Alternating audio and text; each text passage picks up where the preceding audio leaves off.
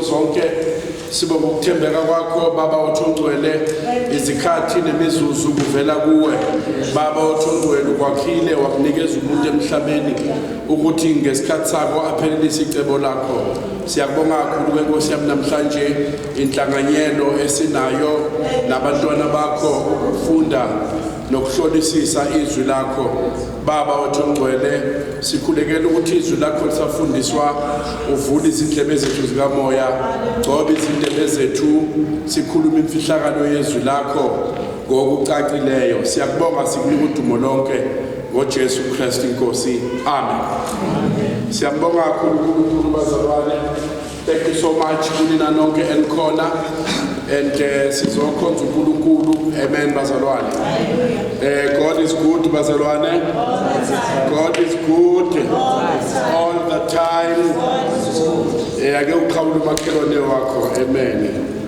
hallelujah okay umbuzo uthi usuku umthethwalo lakuphatha kahle yini noma ubulekenge edini amen this is the day that the Lord has made amen mathandeka I will rejoice and be glad in it amen mathandeka lolu usuku uNkulunkulu alwenzile ngizojabula ngithokoze kulona amen bazalwane bami uNkulunkulu wethu muhle ngendlela emangalisayo amen bathandekayo haleluya siyabonga uNkulunkulu bazalwane bami ngiyafisa ukuthi singabe sisadlileya sivele sihlale phezukwendaba amen bazalwane ibheli lami seliyaphela siyambonga uNkulunkulu yazi bazalwane bekade ngicabanga nje ngizibuza enhlizweni yami namhlanje emini you know haleluya ukuthi yabona kukhona ukuthi as ukuqhubeka nelesson kubazalwane ubona ukuthi iyaba stretcher abazalwane amen and kunalendlela traditional esiza ngayo inkonzweni to be blessed and to be inspired hallelujah khona ngiyayizwa iapproach yami ukuthi is more about learning imaqondana nokufunda amen bathandekayo and I believe yaba konke feel in my heart emini ngicabanga ama lessons engwenzisa la inkonzweni le series esiyenzayo well eyogcina nje kwafika in my heart to let me keep going amen bazalwane you know abazalwane bangebe tickled up bangebe you know bakitazeke but iyabagqilisa amen bathandekayo because as isiqhubeka esikholweni kuningi esihlangabezana nako bazalwane bami and especially kulesikhathi esiphila kusona now that iziningi kakhulu izinto ezifundiswayo nezinto ezenzekayo ezinkonzweni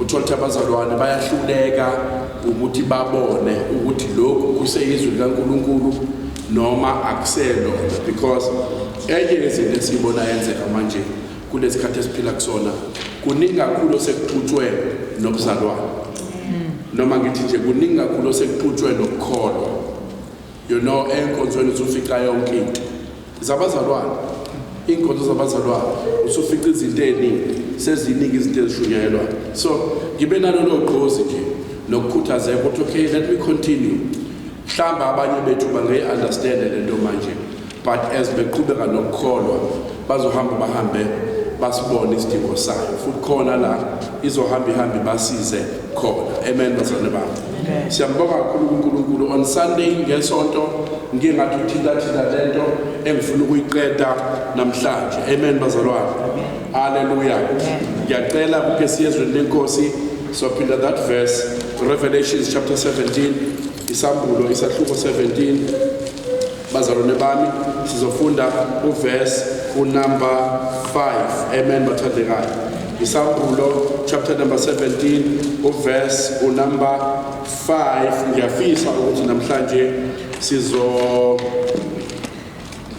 shesha haleluya ngigadile kwamina ukuthi ngingathemelezi ngihlabe esikhokosini amen bathandekayo ukuze kusheshe haleluya Angiqale verse number 1. Kwase kuza enye yezingelosi eziyisikhombisa ezazinezitsha eziyisikhombisa yakhuluma nami yathi, woza lapha ngikutshengise ukwahlulelwa kwesifebe esikhulu esihlezi phansi kwamanzi amaningi afeba naso amakhosi omhlaba nabakhileyo emhlabeni badakiswa yiwayini lobufebe baso. Yayisingiyisa ehlane ngikumoya, ngabona owesifazane ekhwele isilo esibomvu sigcwele amagama enhlamba sinamakhanda ayisikhombisa nezimpondo eziyishumi, nowesifazane wayembethwe kububende nokubomvu evunule ngegolide nangamatshe anenani nangamapharele, ephethe isitsha segolide ngesandla sakhe sigcwele amanyala ngokungcolileyo kobufebe bakhe, nasebusweni bakhe kwakulotshiwe igama eliyimfihlakalo lokuthi iBhabhiloni elikhulu, unina wezifebe nowamanyala omhlaba. Ngase ngibona owesifazane edakiwe yigazi labangcwele negazi lawofakazi bakaJesu. Kuthe lapho ngimbona ngamangala ngokumangala okukhulu. Cela ke sikhuleke. Baba, sibonga izwi lakho, vula ukuqonda kwethu, vula imiqondo yethu ngezwi nangomoya wakho ongcwele, vula izindlebe zethu zikamoya sizwe lokumoya kushoyo emabandleni. Thatha udumo lonke phakama Nkosi yamakhosi ngoJesu Kristu Inkosi. Amen. Now bazalwane bami, kunento engingayithinta bazalwane on Sunday. Hallelujah. And Sunday kunezintwana ezithile engizithintile ebengicabanga ukuthi zibaluleke kakhulu and ngifisa ukudevelopa lapho nanamhlanje. Amen bazalwane. Amen. Konke lokhu, haleluya, iBhayibheli mangabe ufunda izwi lenkosi likhuluma ngani ngeBhabhiloni. Amen bathandekayo. Ngizoyikhumbula le diagram ebekade ngimkhombisa yona. Amen bazalwane. Amen. Mhlawumbe kuba le idea encane, well angikwazi ukudweba, but ngicabanga ukuthi umhlaba ngizokwenza nje ngendlela yami ngingahleki bazalwane. Amen. Ngizokwenza nje ngendlela yami bazalwane. Right. Bese ngithi la phezulu. Yena konke Amen. So this is Africa. Amen. This is Africa. This is Middle East. This is Middle East. This is Europe. Of course, Pesco Europe, no Canada. There was a continent, hallelujah. So this is South America. South America, North America. Change okay. Lana somewhere here, kune Asia, but of course we know Lana, what the Indian Ocean, kune Australia, where a continent, what the continent right? Now, le Babylon is Middle East. Somewhere here, amen. Is somewhere here. I-influence ye-Babyloni bazalwane bami. I-influence yenkolo yase-Babyloni, inkolo yezithixo bazalwane. Throughout the ages, esikhathini eside, thousands of years, esidlule, ispreadile yaya towards Europe, amen. Yaya towards Europe. Remember ukuthi ubanenkulumo ngaye ngithe main character lapha yabafundi incwadi kaGenesis chapter 10. I-character esithola lapho ubani bazalwane bami? uNimrod. Angithi ngiyakhumbula bazalwane. Now enye i-character esithola lana is this woman. Amen. And bobabili laba well umlando ke lapho ngama theologians akuyaphikisana. Amen. But siyazi khaba lo mama kunokungabazi ukuthi uNimrod was the father. Amen. Amen. Then khona lo muntu lamagama sengiwajwayele kule lesson engilokhu ngiyenzisa. Amen bathandekayo. Now this happened immediately after the Tower of Babel. Nikhona bathandekayo? Emva kombhoshongo wakukhona abazali bami waseBabel. Amen bathandekayo. Hallelujah. Now remember ukuthi bathi sifuna ukuzenzela igama asikhuphuke sifane noNkulunkulu sizenzele igama. Amen bathandekayo. They built the tower and this man was the engineer uyena oyo project manager ephethe. Mafundiswe lenkosi kuyena chapter 10 lithi he was a mighty hunter. Amen bazwana baba. uNimrod was a mighty hunter wayeyiphisi good ekuzingeleni. Amen bathandekayo. Now emva iBabylon selicollapse uNkulunkulu uthi iBhayibheli wabashaya ngokudideka kusho iBhayibheli bakhuluma different languages bangezwana. Amen bazwana baba. Immediately after that baba scattered all over the world baphuma bagcwala izinkalo zonke. Amen bathandekayo. Now kunama verses namhlanje kuningi bengilokhu ngikhuluma kunina, but today ngifuna ukuthi ngifundele ama verses to prove lento engikhuluma ngayo ukuthi influence yeBabylon was very big emhlabeni wonke. Amen. The influence of Nimrod, it went to Europe, yadlulela ku Asia. Amen bathandekayo. Yathi North America, yezana mu Africa. Amen bathandekayo. Lenkolo yaseBabylon okuthe noma sekufika ivangeli likaJesu lafika lenkolo yeBabylon isigcilile kubantu. And there are things engizikhulumile kunina bazalwane on Sunday. Maybe kuhle ngilichaze leli gama lika Nimrod. Amen. Ukuthi lisho ukuthi haleluya. Amen. Ngizolichaza nje ngesiHebheru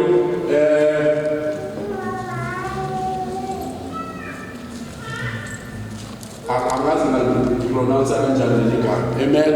Noma ungathi Gilo noma Gilo, that G sound in Zulu, but in English it's a G sound. Mhlawumbe kusafe masithi Gilo but angazi pronounce kanjani ngoba leli gama is a Hebrew word. Amen bathandekayo. Igama lesiHebheru. Amen bathandekayo. Igama lesiHebheru. Amen. Kodwa into eshiwo ileli gama meaning yalo bazalwane lisho a tyrant uNdlovu kayiphikiswa kwi-Jewish literature ezincwadini ezikhuluma ngeBabylonian religion kwa-Israel bambiza ngokuthi the one who leads many to rebel against God. Ohola abantu abaningi ukuthi bahlubuke kubantu bathandekayo kuNkulunkulu. Amen bathandekayo. So uyabona vele ukuthi kwagama lakhe linothutuvana phakathi. Amen bathandekayo. Ngizamile ukuchaza Sunday ukuthi why I feel this lesson is important. Ayibusisani kodwa iyagqilisa ukuze ukwazi ukubona la uhamba khona ukuthi hayi la akusakhonzwa ke uNkulunkulu sekunomoya weBabylon. Amen bathandekayo. Lana lebantu bamaJuda, this is a very prominent name. Igama elaziwayo leli kuma history books, especially ku history of religion. Igama nje akuthi iBabylon yila kuqale khona izinkolo zonke ezinhlobonhlobo. Amen bathandekayo. Ngicabanga ukubalulekile ukuthi ngikuchaze lokho. So I have just said ukuthi uNimrod amaJuda bemtolika athi is the one who led people to rebel against God. Ohola abantu ukuthi benze njani bathandekayo bahlubuke. Amen bathandekayo. Ohola abantu ukuthi bahlubuke kuNkulunkulu. Amen bazalwane bami. Now ngiyafisa ke ukuthi ngiqhubeke lapho. Hallelujah. Amen. Hallelujah. Kanti leli gama lithi Babylon la Middle East. Namhlanje modern day Iraq and some parts of Turkey. Amen bathandekayo. Iy'ngxenye ze-Iraq ney'ngxenye zaseTurkey yizona ezazakha i-ancient Babylon, iBhabhiloni yasendulo. Libe lisho ukuthini lona igama elithi Babylon? The gateway to the gods. The gateway to what, Pastor? To the gods, with a small letter G. Isango la kungena khona ubani, isango la kungena khona obani bathandekayo oNkulunkulu noma izithixo. AmaHebheru ukubona lebiza leligama elithi Babylon already ibhodi lami lincane bazalwane babo balibhala kanjena bona, angikwazi ukupronounce kodwa igama leli lisho Babylon mawulitolika ngesingisi, the gateway to the gods. So bazalwane, yila qale khona indaba yezinkolo eziningi nikole bathandekayo. And lento kunama verses engizokhombisa wona ukuthi ngisho isizwe sikaNkulunkulu, uNkulunkulu wayehlezi ebakhuza esebenzisa abaprofeti ethi phumani koThixo nakoNkulunkulu baseBhabhiloni.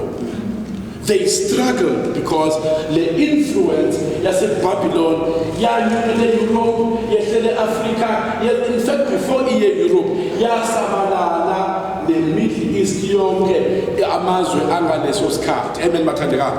Iure lamakhaladiya niyakhumbula uAbraham ebiza uNkulunkulu ethi phume ure lamakhaladiya. The Ur of the Chaldeans or the Assyrians Mautan. Amen bathandekayo. That was the first kingdom or the first empire. Emva kwaleyo empire kweza the Babylonian Empire. Amen bathandekayo. It's amazing into eshiwo uJobe bazane bami. I'm sorry ukuthi ngilishintshe ngilenze Bible school, but it's important. uJobe ngizokhumbula ichapter ezilesini iqhubeka. uJobe uthi uma ngibheke isibhakabhaka ngabala izinkanyezi bengizobekwa phambi kwenkosi ngishushiswe ngokomthetho kaNkulunkulu. I'm misquoting him kodwa ngizolithola before we finish nginike the right quotation. Into ebalulekile to understand ukuthi uJobe is one of the patriarchs. uJobe noma incwadi yakaJobe ingasemuva kunezintathu zikaMoses, which is Genesis, Exodus, Numbers, Leviticus and Deuteronomy, the first 5 books of Moses. But after Moses we get another patriarch, Abraham. Amen bathandekayo. uJobe noma incwadi yakhe ingasemuva kwamahubo kodwa uphile ngekhathi zoAbraham. Amen. Is one of the patriarchs. History sika Jobe is in fact amanye Bible scholars but is one of the oldest books in the Bible. Iyona ncwadi endala eBhayibhelini. Now uma ke uJobe ethi uma ngiqholozela isibhakabhaka ngabala izinkanyezi bengizoshushiswa nokushushiswa ngoba ngiphula umthetho kaJehova or noma ngobe ngilandele izithixo. Yes, ngicabanga ukuthi kubeka kanjalo. Leyo nto ikunike idea ukuthi endulo ngekhathi zoJobe already yayisikhona influence yeBhabhiloni. Amen bathandekayo. It's a pity ukuthi mystery number 6 lo imfihlakalo yesithupha iyodwa ingathatha inyanga so that we understand why kunenkolo eziningi kangaka emhlabeni. Amen bathandekayo. You know, so engifuna ukushokela ukuthi ngalesi sikhathi uNkulunkulu ebahlakaza bebascattered all over, behamba ebadida ebadida their languages, ebapha different languages, behamba besuka eBhabhiloni bengena kwiMiddle East besabalala nomhlaba wonke with different languages, sebekhuluma izilimi ezihlukene. Already ukukhonza izithixo kwasekukhona kubona, and everywhere la baya khona base behamba nalo moya wani bathandekayo wesithixo, and God wrestled with them. uNkulunkulu everywhere la bebeya khona wayelwa nabo ezama ukubakhipha endabeni yantoni bathandekayo yezithixo. Niyasazi istory sika Nimrod ukuthi uNimrod this was his wife. Abanye bathi kwakuma wakhe washada noma wakhe. abanye bathi but esikwaziyo nje ukuthi lo mama lona wayenenkinga. Amen bathandekayo. Igama lakhe lisho ukukhanya kwelanga. Amen bathandekayo.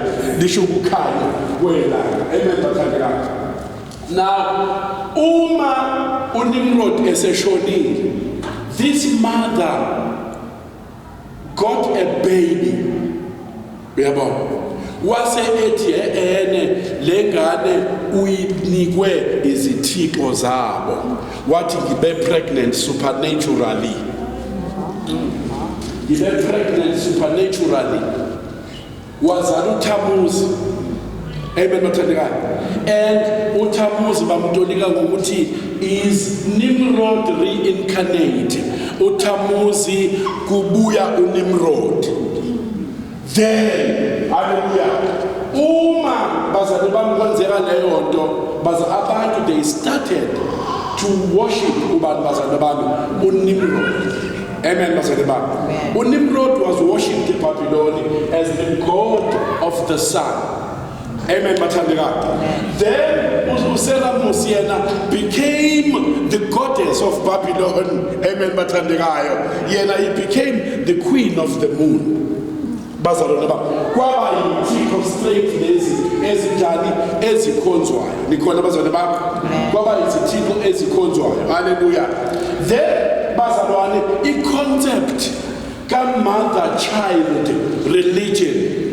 I-concept ka-mother child religion or mother son. Mother son religion. Yaqala ngazo lezi zikhathi in Babylon, far before uJesu afike bazalwane. Are we together bazalwane bami? Then lento lena ke yokuthi abantu babe ne concept kamama nendodana, indodana who is incarnate, undodana okhulelwe noma otholakale supernaturally. Already before kufika ivangeli lento yayisikho. Ngizonibhalela the list of countries. Even today, some of those countries they believe kulento ka mother son religion. Amen bathandekayo. Ngifuna nibone ukuthi hallelujah. Amen. Okay. Ngicela ukwenza nje masihlanu. Bezafuna ukunikeza isithombe sokuthi lento iqale kanjani. Amen bazalwane bami. I've got it here kuma notes ami. Amen bazalwane bami.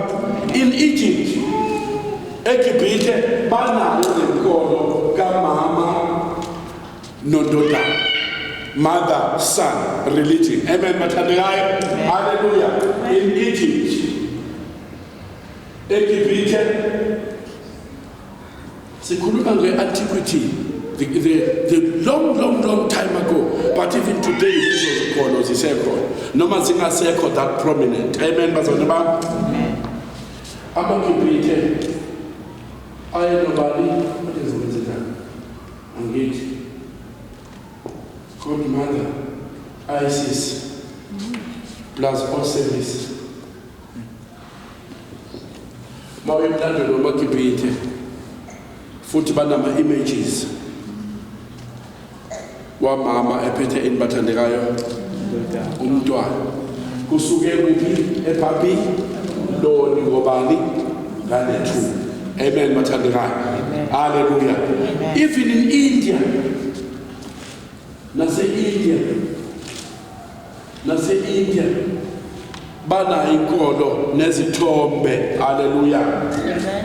Banayo inkolo nezithombe. Umama nani bathandekayo nomntwana. Amen bazalwane bami. This is what they call it. Ngifuna ukubona ukuthi indaba yokufika kaJesu noMaria nokuthi ubone ukuthi kwenzeke kanjani kugcine kukhona abantu abakhonza uMaria. Amen bathandekayo. Amen. It's a well-known religious practice. Amen bathandekayo. Even in Asia, mawuya ko China, uya ko Japan, kudala before kufika ivangeli babe nezithixo nabo ababezikhonza. Amen bathandekani. Amen. Amen. Amen. Amanye amagama azoba familiar nizowakhumbula. Amanye ungaze uzitshela ukuthi wena igama le-perfume. Amen. Of course it's khona phela ithixo sekwaqanjwa ngazama-perfume athi. Amen. Hallelujah.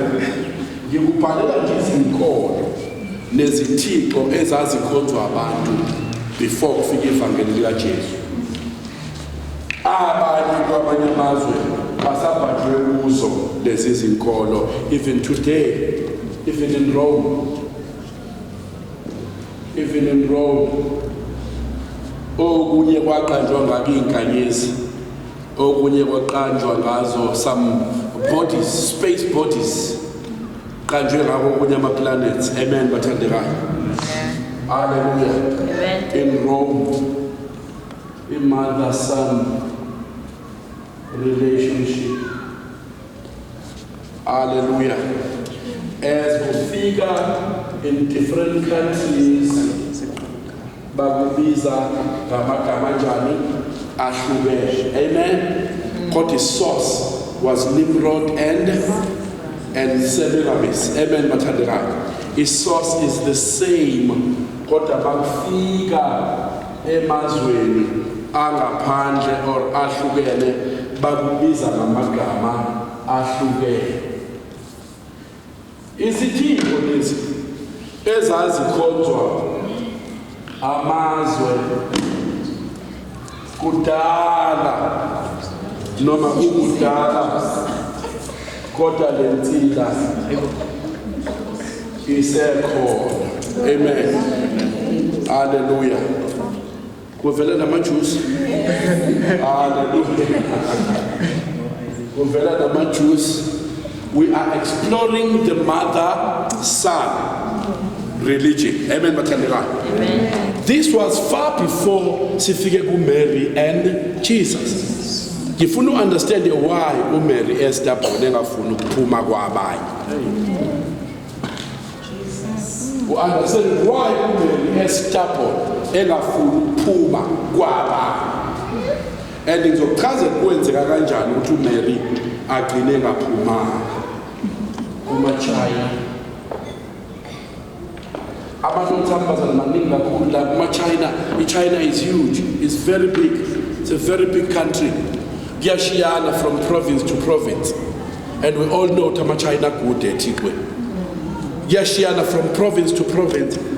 From each province it takes different names. Kwa amanye ama-province ayashiyana amagama a-mother-son iy'thixo zabo kuye ngokuthi ukuyiphi ini bathandekayo. You can Google these names as well to get more information. Amen bathandekayo. Hallelujah. Amen. But China.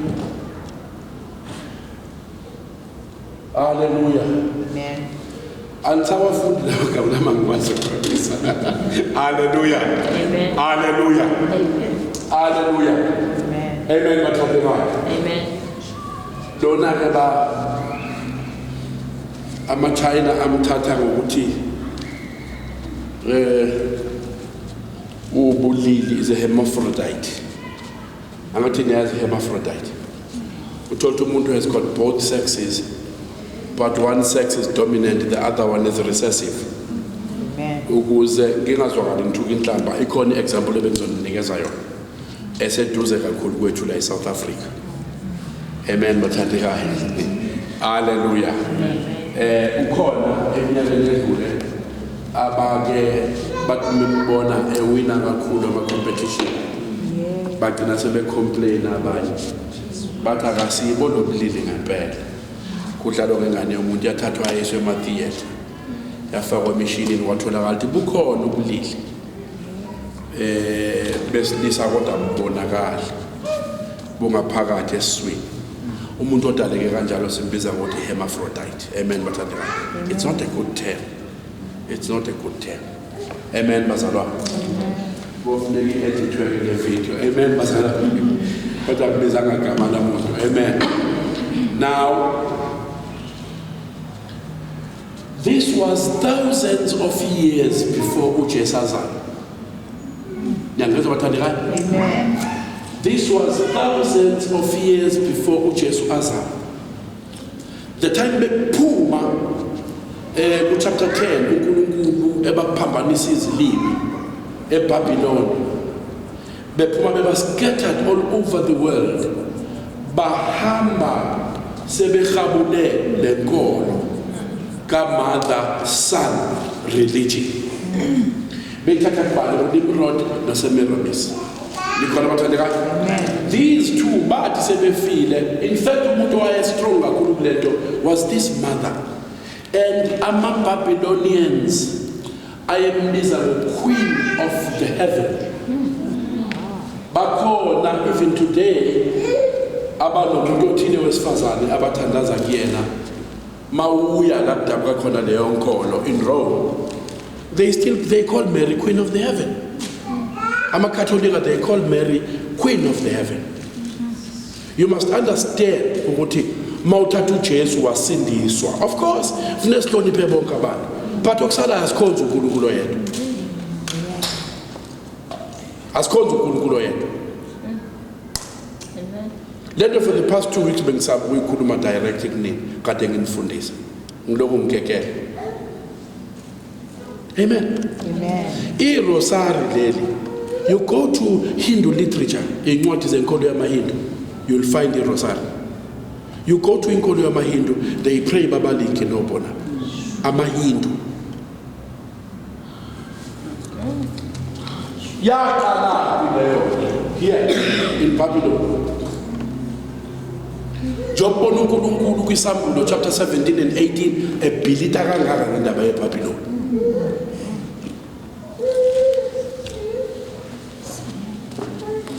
Right. Amen. Amen. This was before uJesu enzenjani? Afika. Open. Yeah. Cha. Bengichaza wona phela ukuthi lo mama. Amen. Hallelujah. Hallelujah. Amen. Bathandika. So I felt ukubalulekile ngimpendele lesi sithombe bazalwane. Amen. Hallelujah. Amen. And ngisho umlando ngizothi abazali angangibekishisa ngesonto kodwa nami lesson yami engalo kodwa ngabe ukuthi abazali bathayad babhoda or mhlambe ngashumayela isikhathi eside uma uConstantine lento bengisho ngesonto ephenduka ethi umzalwane wangiqalela. When the Roman Empire started after the Greek Empire, amaRoma athathe emva kwamaGriki umuntu owayephethe Greek civilization uAlexander the Great. Amen bathandekayo. uAlexander the Great, then intertestamental history lengisho between the Old and the New Testament kuphethe amaGriki ngaleso sikhathi. Towards the beginning of the New Testament uthatha umbuso wamaRoma. Niyazwa amaGriki ayakredithwa kakhulu ngokuthi afaka civilization, and we believe ukuthi uNkulunkulu waye involved ngesikhathi amaGriki noma amaGriki kayekhonzethile. But ibona bafike ne-technology, ibona bafike ne-science. amaGriki wona aqhamuke ne-network of roads, baqhamuka ne-technology yokugcoba amadwala bafaka amatshe emgaqweni. Ibona i-network yemigwaqo ithungeke kakhulu and faster ngesikhathi samaGriki. Awuthukela bathandekayo. Thina njengabazalwane we believe ukuthi uNkulunkulu was involved efuna i-infrastructure bekhona before kuzalwa inkosi uJesu. So now ebengifuna ukukusho-ke ilokhu ukuthi the time sekuphethe uhulumeni wamaRoma. Hallelujah. The Roman Empire which came after the Greek Empire. Uma uhulumeni wamaRoma usuphethe yilapho la uJesu ezalwe khona. Amen bathandekayo. Sekuphethe the Roman Empire. Now i-Roman Empire iphethe nje isisabalele lenkomo. Amen. Yabona? isisabalele lenkolo ngoba masiqala kwi-Roman Empire, we go back to the Greek Empire. After the Greek Empire, the Babylonian Empire. After the Babylonian Empire, the Chaldeans Empire, which is the Persian Empire. Yonke le mibuso yayithatha ngokushintshana, and abantu baqala babengawazi ama-negotiations. Kwakuyimpi nje mase ngikushayile njengekhathi zoshaka. Amen, bathandekayo. Now, le nkolo ke ka-mother-son relationship is strong, but it's taking different forms and different names in different countries. Nikhona bathandekayo. Enye izinto eyenziwa lana well. Amen, bathandekayo. Amen, bathandekayo. Khona ama-verses engicela ke siye kuwona. Hallelujah. Hallelujah, bathandekayo. Amen. Okay. Ake siye kumakhosi esibili. Chapter 17. Ngingasho nje ngomlomo ukuthi le nkolo yayisabalala. Ake nginikhombise elinye iverse elisho leyo. And lento le 2 Kings 17 yenzeka during the Babylonian captivity. Yenzeka ngesikhathi uIsrael ethunjwe kuphi khona eBabylon. Uzobona mase bephuma behamba bephindele ezweni labo bahamba nalo. Amen, bathandeka. Nikhona bathandeka. Amen. Hallelujah. Amen. 2 Kings chapter 17. Awubazana ba ngiphatheka kabi uma mazibuka kasekho because of the baby. Hallelujah. Amen. Inkosi izosiza sibe nezinto ezi-right la enkonzweni. Umama angathengeze enkonzweni, angatheze enkonzweni ayithuke ngasakhona ngenxa yomntwana. Amen. Hallelujah. It makes me feel bad. Umama sebekhushwa abantwana bengasakwazi ukukhona. Amen, bathandekayo. 2 Kings chapter 17, verse 1. Down to verse number 41. It's lots of verses. Zoto, can you do me a favor? Is this one? But English? No, not this one. 2 Kings chapter 17, verse 1 to verse 1, Masara. I 14, 41. 2 Kings, Joman.com. You would have petty baby. Oh, the pattern about 4. 2 Kings chapter 17. Yeah, so to the fund again. I hope it's a amen. Amakhosi esibili isahluko sika 17. Yeah. Verse 1. Yes. Ngomnyaka we-12 ka-Ahazi, inkosi yakwaJuda, uHosheya indodana ka-Ela, waba yinkosi eSamariya kwa-Israyeli. Wabusa iminyaka eyisishiyagalolunye. Wenza okubi emehlweni kaJehova, nokho kungenjengamakhosi akwa-Israyeli ayephambi kwakhe. Kwenyuka ukulwa naye uShalimaneseri inkosi yase-Asiriya. uHosheya waba isikhonzi sakhe, wathela intela kuye. Yes. Hosea is the king of Judah, is now being subdued by the king of Assyria. Amen, bathandekayo. Uthunjwa inkosi yakukhona yase-Assyria. And now uHosea uyaphoqela ukuthi akhokhe tax kubani enkosini yakuphi yase-Assyria. Amen. Inkosi yase-Asiriya yafumana ugobe kuHosheya ngokuba wayethume izithunywa kuSo inkosi yaseGibhithe engasenyusi intela enkosini yase-Asiriya njengokwenza kwakhe imihla ngemihla. Ngalokho inkosi yase-Asiriya yamvalela yambopha etilongweni. Inkosi yase-Asiriya yayisenyuka yadabula izwe lonke, yenyukele eSamariya, yalivimbezela iminyaka emithathu. Ngonyaka wesishiyagalolunye kaHosheya, inkosi yase-Asiriya yalithatha iSamariya, yathumbela u-Israyeli e-Asiriya, yababeka eHala naseHabhori, ngasemfuleni waseGozani nasemizini yaseMide. Kwabanjalo ngokuba abantwana baka-Israyeli babonile kuJehova uNkulunkulu wabo owabakhuphula ezweni laseGibhithe esandleni sikaFaro inkosi yaseGibhithe, besaba abanye onkulunkulu. Besaba abanye onkulunkulu, yes. bahamba ngezimiso zabezizwe Yes. uJehova abaxosha phambi kwabantwana baka-Israyeli nezamakhosi Yes. akwa-Israyeli azenzileyo. Yes. Abantwana baka-Israyeli benza ngasese izinto ezingalungile kuJehova uNkulunkulu. Yes. Bazakhela izindawo eziphakemeyo emizini yabo yonke ngasemibhoshongweni yabalindi nasemizini ebiyelweyo. Yes. Bazimisela izinsika nawo Ashera emagqumeni onke aphakemeyo naphansi kwayo yonke imithi eluhlaza. Ngicela umancane. Ngani reported. Hallelujah. Bazakhela obani bathandekayo? O Ashera. Nilijwayeleke lelo gama ngithi. Ilezi eziyithixo beningazazi. Kodwa lelika Ashera features prominently in the Bible. Ashera is a god of fertility, a female god of fertility. Osuka la kuSemiramis. uSemiramis kumaBhabhiloni babemkhonza njengo goddess or the queen of heaven. Bembiza njengo goddess of fertility in Babylon. Njengoba uma lenkolo seyifika kwezinye izizwe yayifika ithatha igama lalapho nikhona bathandekayo. uAshera is Semiramis equivalent. uAshera uyiloku semisa ayiko eEgypt. Amen bathandekayo.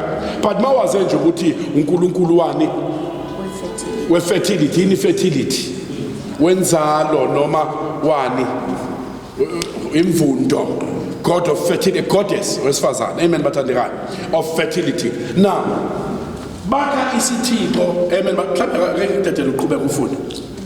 Yes. Bashisa khona impepho ezindaweni zonke eziphakemeyo Yes. njengokwenza kwabezizwe. Njengokwenza kwabezizwe. Yes. uJehova abaxosha phambi kwabo benza izinto ezimbi ukumcunula uJehova. Yes. Bakhonza izithombe uJehova ashilo ngazo kubo ukuthi aniyukwenza lento. Yeah. Nokho uJehova wayexwayisile oIsrayeli noJuda ngesandla sabo bonke abaprofeti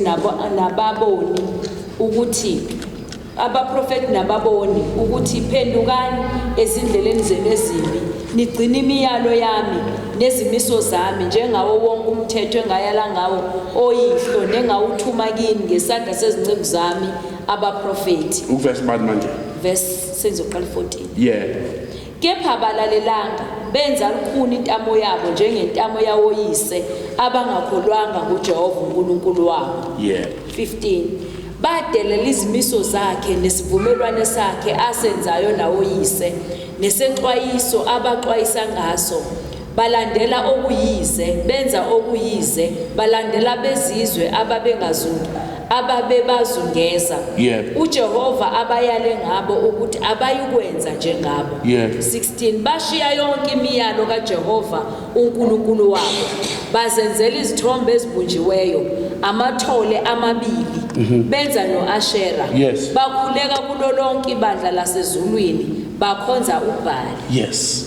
Zonke lezi thixo zikhanya ukukhona bathandekayo eBabylon. Maybe because of the length of the story. Just jump over. We at verse number 24.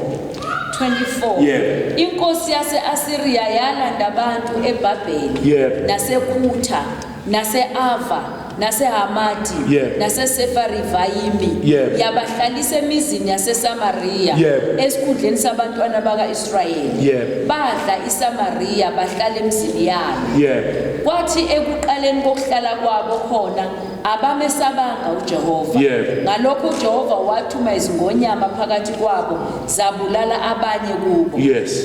Base bekhuluma enkosini yase-Asiriya bathi abezizwe obasusileyo wabahlalisa emizini yaseSamariya abawazi umthetho kaNkulunkulu wezwe. Yeah. Ngalokho uthumile izingonyama phakathi kwabo bheka ziyababulala ngokuba bawazi umthetho kaNkulunkulu wezwe. Yeah. Inkosi yase-Asiriya yayisiyala ngokuthi yisani khona omunye wabapristi enibathumbile lapho. Yeah. Ahamba hlale khona abafundisa umthetho kaNkulunkulu wezwe. Yeah. Ngoba manje sebebhajwe eThixweni angithi manje bathandekayo. Kuthiwa manje nakakuyisho one priest ozofika abafundise intando kaNkulunkulu. Ngicela uqhubeke. Amen. Verse bad manje. 27. 27. Yebo. Inkosi yase-Asiriya yayisiyala ngokuthi yisani khona omunye wabapristi enibathumbile lapho ahambe ahlale khona abafundisa umthetho kaNkulunkulu wezwe. 28. Wayesefika omunye wabapristi ababebathumbile eSamariya wahlala eBhethele wabafundisa ukumesaba uJehova. Yebo. Kodwa zonke izizwe zazenzela onkulunkulu bazo. Kodwa zonke bathandekayo izizwe zazenzelani Onkulunkulu bazo. Angithi inkosi yase-Assyria ilethe ama-foreigners la ku-Israel, and labantu mabefika bafike nezithixo zabo. Are we together? Dayinto bengifuna ukuyi-emphasize, bafike bephethe uNkulunkulu babo. Yebo, ngicela uqhubeke. Wahlala eBhethele wabafundisa ukumesaba kodwa zonke izizwe zazenzela onkulunkulu bazo. Yes. Zababeka ezindlini zezindawo eziphakemeyo Yes. ezazenziwe ngamaSamariya. Yeah. Kwaba yileso naleso sizwe emizini esasihlezi kuyo. Yebo. Abantu baseBhabhele benza uSukoti Benoti Yithixo-ke lezo futhi ey'balwayo zenziwa abantu bakuphi khona baseBhabhele. baseBhabhela asebehlezi kukhona eSamariya. Yabona abantu bakuphi khona baseBhabhela asebehlezi kukhona in Samaria. Njengoba besuka eBhabhela sebephuma nalezi ithixo. Yabona noma sebesendaweni nabazalwane kwenzeka i-dilution bafika nezithixo zabo. And from that verse iBhayibheli liyaqala libala ukuthi isizwe siqhamuka endaweni ethile sakha lesithixo, esiqhamuka endaweni ethile sakha lesithixo, esiqhamuka endaweni ethile yabona kwaba nenhlanganisela yezithixo. Maybe you can continue on kodwa sengizocela uthume just read those few following verses. Abantu baseKhuthi benza uNerigali. Yebo. Abantu baseHamati benza uAshima. Yebo. Ama-Avi enza Onibihazi noTaritaki. Yebo. AbaseSefarivayimi ashisa. Amasefarivayimi ashisa Ithixo zonke lezi. Hallelujah. Yebo. ashisa abantwana bawo ngomlilo. Yes. Ezinye ithixo kwakudluliswa abantwana emlilweni. Ezinye ithixo umntwana infant, a baby esemncane umnikele esithixweni. Yabo. Nikhona bazali bami. And ngicela ukunitshela ukuthi ezinye zezithixo they called lezo zithixo goddess of fertility esasakhiwe kanjena kufike kubekwe umntwana kuleso sithixo. Yabo. Mase qeda ukubekwa bese yabulawa. Yabona? Yabona? Lento ka mother son. Yabona? Lento yesithombe sika mama ophethe inyona ingane. Ezinye zethixo zaseBhabhiloni wawunikela usacrifice ngomntwana wakho. Uqala umbeke kusona isithixo simgone. After that bese umnikela kumpristi othandaza kuleso sithixo abulawe lo mntwana. Ngoba babe khona lokuthi uzoba fertile, uzoba nenzalo enjani eningi. Yabona? Akazi kwako kweshumi kwakhona enethi. Amen bathandeka. Izodwa ke imake kancane ke. Bengifuna ukuveza ke lalela bazali bami. Bengifuna ukunikhombisa migration. Of course the migration yenzeke long after this story. Nikhona bathandeka. But everywhere the Babylonians went, they took their gods with them. Noma ikuphi la abantu baseBhabhiloni babeya khona babefika nezithixo. I wanted to show you just but one example lana kulesi story ukuthi noma sebefika kuIsrayeli bafika nezithixo. Remember ukuthi uNkulunkulu wathi kuSolomon wathi ungaganwa amakhosikazi kulezi ezinye izizwe ngoba